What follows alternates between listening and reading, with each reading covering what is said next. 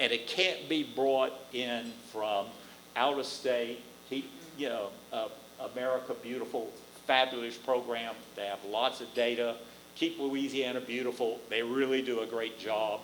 But their job, too, is to be able to create enterprises within each of the communities and help them do it. So more people beautifying, the better your community becomes.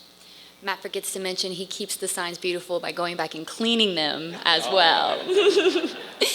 So like Matt said, when we considered the audience and what you're trying to accomplish today, we did want to offer you our story, of course, to hopefully help you glean some ideas of just the way forward. But one thing we did want to share with you has kind of been our funding model and the way that we've been able to kind of scale up in our requests for funding. So of course, time, talent, treasure being a necessity, and you have to seek it out. So what we've actually found with Parish Proud is that we have fit really naturally into companies' ESG strategies. ESG is an environmental, social, and governance strategy that major corporations put out.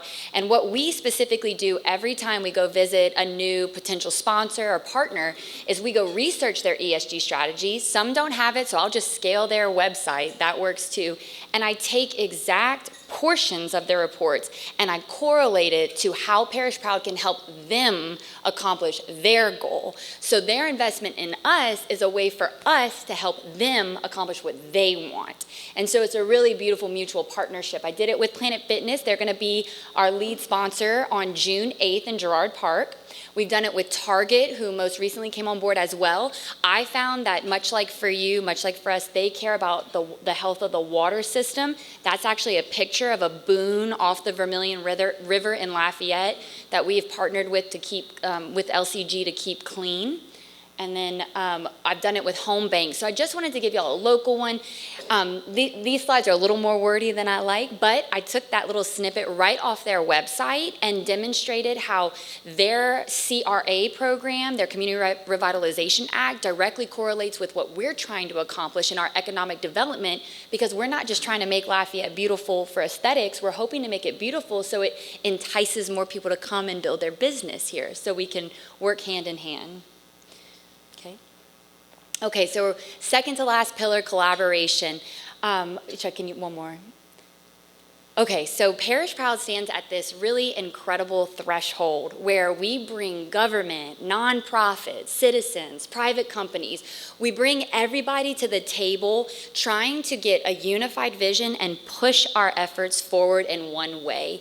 There can be a lot of splintering, but when you can get the right people, everyone represented at the table, you can have a really effective conversation and push in the same direction, because like Clean Pelican, we didn't anticipate this being a highly political or difficult challenge. We thought everybody would want to pick up litter. But everybody has their own idea of how things are done. But when you can get to the table and you can unify that vision, you can push in one direction. There is no greater reflection of a bridge than my colleague here, Chuck Lagrange, who wears two hats in our foundation. He's the executive director of the Stellar Family Foundation, and he's the strategic officer of Parish Proud. He has been the master collaborator, and much of our partners have been sought out and found through his incredible ability to build relationships. So I'm going to bring Chuck Lagrange up here to finish this presentation out on our strategic evolution. Good afternoon, everybody.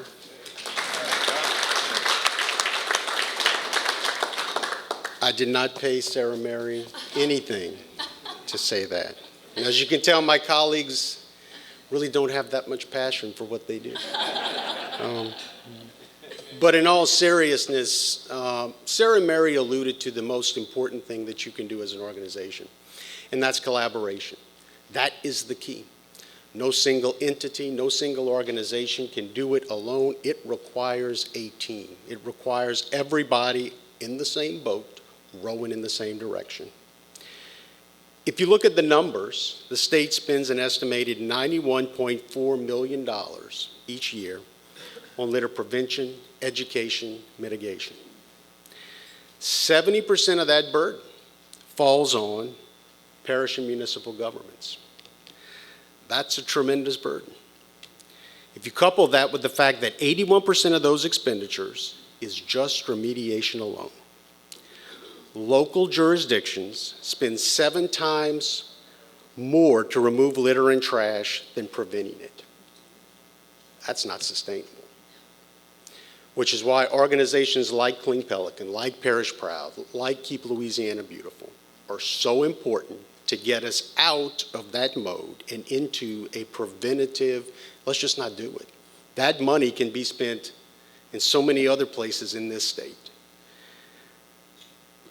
Collaboration is so key, and the relationships that we have built, particularly around litter, are extremely important. We've worked with multiple administrations, multiple political parties, and one thing, it is not controversial, so we can work between a couple of groups. But when we began working on this, it's about creating a comprehensive approach to taking on litter. And we're going to guide you through a couple of things about what we did to take on that approach. Number one, you have to have a tool and an ordinance that's going to be your baseline. So we went in and worked with administrations. We did our research. There were multiple ordinances on litter, conflicting ordinances on litter. You have to go in there and you got to make it seamless. You got to create an ordinance, and then you got to create an ordinance with teeth. You got to have something that does have consequences for doing the crime. I don't want to say we have a couple of analogies today. If you do the crime, you're going to do the time, but you got to have something that rows that boat in that direction. You have to have a reporting tool that empowers citizens to be able to report litter. And Matt alluded to our 311 partnership with Lafayette Consolidated Government, which has been extremely important. You know, 10 years ago, 15 years ago, we didn't have these beautiful things called cell phones with cameras. And now that you have them, and you have a system now where people in their cars, and as a caveat, we do not advocate texting while driving. But you can take a picture of things in the act and you can report it through the system. So it is a web-based system, it is an app. It is also, you can pick up the phone if that's what you want to do and call and report it. So you need to have this reporting tool to empower people to report litter. And then people want to see something being done for when they report it. And so you're going to always have mitigation as we build up our educational resources to hopefully lead towards prevention. And that's where the Sheriff's Department comes in. Last year alone, they removed over 500,000 pounds of litter from Lafayette. And that was through a combination of citizen reporting, and it is a tremendous effort, and it is a very valuable collaborative partnership that we have built with the Sheriff's Department. You also have to go after the major source points of litter. And so we've identified a couple. We've worked with Keep Louisiana Beautiful through their grant program to get trash receptacles to be able to provide for local businesses and in large public spaces like parks. We've also worked to get them put at bus stops, and probably our proudest achievement is what we've done during Mardi Gras. Up until 2 years ago, believe it or not, along Mardi Gras routes, there were no trash receptacles. So Lafayette Consolidated Government, when it was all said and done, spent from the wee hours of the morning till daylight removing, essentially, hand-picking litter from the streets and the sides of the road. That's a tremendous cost to taxpayers. So we felt there was probably a better solution. So at that time, we partnered with our incumbent provider, Republic Services, and they helped to provide 700 waste containers as part of the solid waste contract. So again, no additional burden to taxpayers. We applied it within an existing mechanism. And before you knew it, people started putting waste in the containers, and when the containers were overflowed, they put waste around the container. So that sort of behavioral change was very important. And LCG workers really liked it because they didn't have to spend until the wee hours of the morning hand-picking litter off the streets. And so we're very proud of that. This year we evolved to partner with Lemoyne companies and the university to start tackling drainage grates along parade routes, where we begin putting what's called a construction hay wattle along the drainage grates to capture things like loose beads and things that could escape the machinery to pick up the litter, or you had a storm overnight or right after a parade. These things get into our waterways. And that's not the place you want to have them, because then it gets into the food chain. And so that collaboration and that partnership has been very successful in us trying to develop a sustainable, fun, but yet sustainable and environmentally friendly parade system. And so that effort, in fact, removed about 33,000 pounds of litter in just those parade routes for Mardi Gras. So we're very happy for that. But then there are two others, one of which are some infrastructure improvements. Illegal dumping is a very large problem in Lafayette, particularly in rural communities. One of the things that we have found is that if you give people a place to throw the trash, they will go there, versus throwing it in the ditch or finding a place along a rural road to do it. And so we partnered with Lafayette Consolidated Government to establish the parish's first convenience center, which is going to provide folks with an opportunity at any point in time during the week, beyond regular garbage service, to go and be able to have a place to deposit garbage. Going after those major source points are so important in our battle to be able to combat litter. And then finally, this is something brand new. We're getting into the AI matrix world at this point. We are partnering with our local municipality of Broussard to use their street cameras to begin to identify litter and litterers. One of the challenges that we found with litter is that when someone reports it and you try to get it through the court system, unless you have unequivocal proof of someone in the act, you will not feel the full force of the ordinance. There will not be a fine and there will not be a penalty. So we decided, well, what if we could use cameras to find hot spots for litter? They've already recorded everything that's going on, and be able to use that, package it up as a mechanism to be able to allow law enforcement to write a citation and then get it into the courts to be able to have that unequivocal evidence to be able to levy a fine or penalty. And so we're hoping that this is going to be a successful endeavor. And that's the challenge with litter. Litter is not seatbelts, right? Litter is not at the top of law enforcement's issues, and it should not be, of things to deal with. But unlike seatbelts, which was just a national issue, it was a safety issue, it was a life or death issue, those things are not the same. So we have to go a little bit more above and beyond to create the case that it is a crime, but to do it in a way that does not allow law enforcement to have to expend extra resources, that they can do the job of enforcing crime and getting after all of these other factors, and we can handle the litter side. The upside is that now these municipalities can realize a new revenue stream through these fines and penalties. So we're very hopeful that we are on our way on the litter front through these collaborations to begin to change behaviors. And so the final pillar that we want to get into, and this is the fun pillar, is transformation. And you've seen a little bit of it today with our Parish Proud Day. You know, a guy from Baton Rouge once said, "Is the economy stupid?" And he's very right. This is very much an economic issue. What we do in litter, what we do in placemaking, what we do in beautification provides so much value and benefit to our local community. Glenda's touched on it, many of you have touched on it. When we begin to have a clean and beautiful city and state, there are health and wellness benefits, right? Opportunities to develop good habits.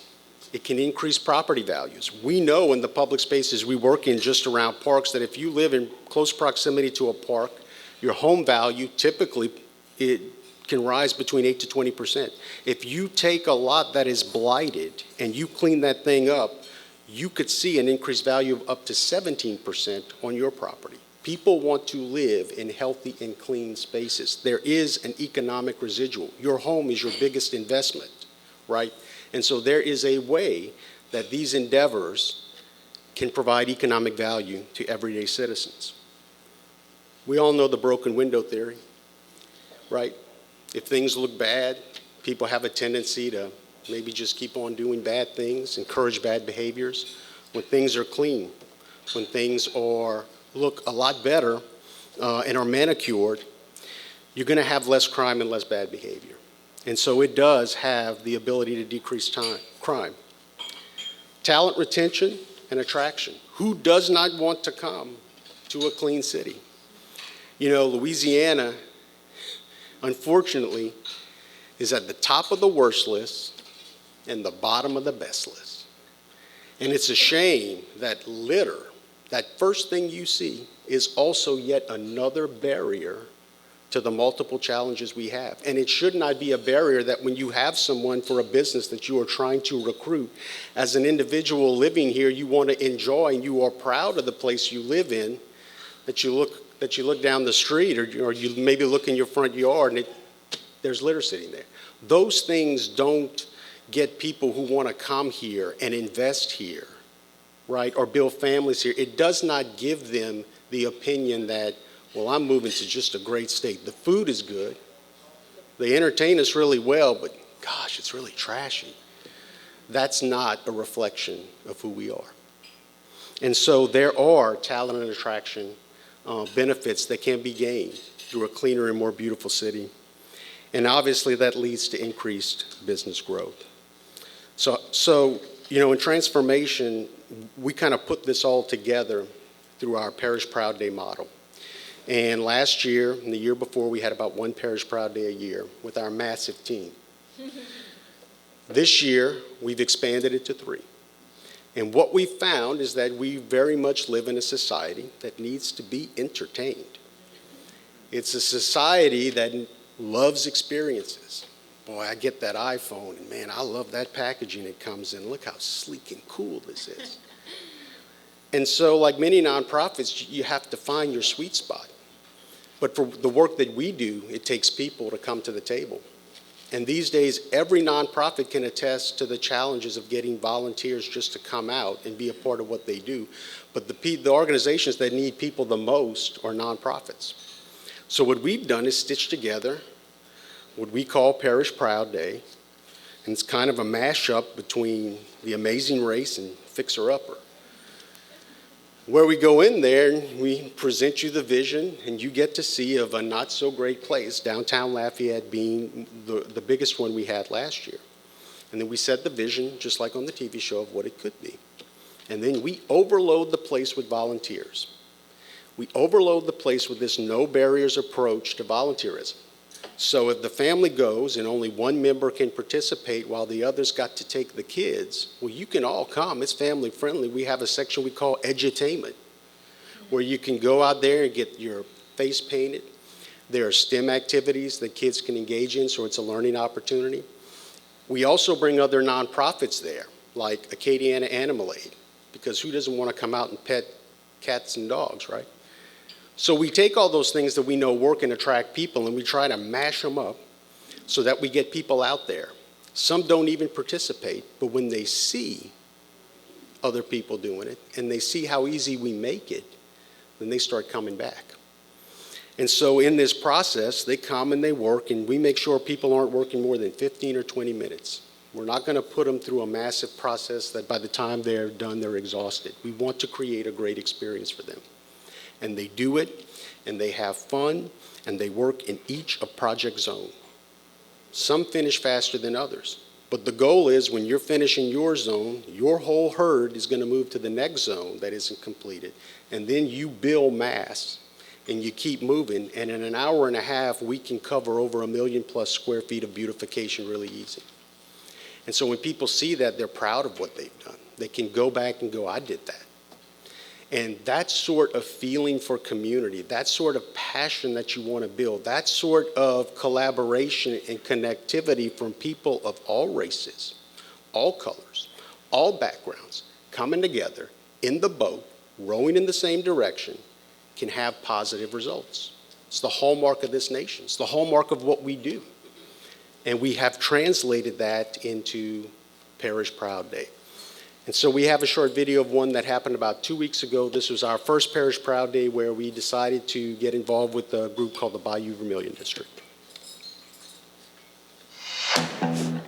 We are here at Vermilionville. Parish Proud showed up today with over 200 people that were here for nothing else other than to make our community a better place. And their focus today was on Vermilionville and the Bayou Vermilion District. We could preserve our culture and make our community as vibrant as our culture through acts of service. It takes the whole community to come out and to offer their support in this big way. And at Parish Proud, I think that's what we do best. We provide the people, the plan, the tools, the supplies, and we just try to let people put their passion into action. It's easy to be Parish Proud. And they organize the volunteers. They had great team leaders at every section. We partner with Parish Proud because last year they had their downtown event and it was spectacular. We saw how many volunteers and supporters they had there. This seemed to be a pretty awesome opportunity to partner with them again and get the word out about keeping our waterways clean. This day was definitely a day of firsts for us. Parish Proud has not taken directly to the water yet. And so this was our first dabbling in getting people out, not just litter by land, but litter by water. Everything that ends up in our systems, we forget, goes to our beautiful bayou. And so just remembering what a precious asset that is to our community and working hard to preserve it, connecting it to our very large mission of community revitalization, it's a powerful message that we're trying to send to our community, and our community has responded. I love the little community garden that they have towards the end of the trail. The Boy Scouts did such a great job. And again, I think it really is to Parish Proud's credit because they are able to bring so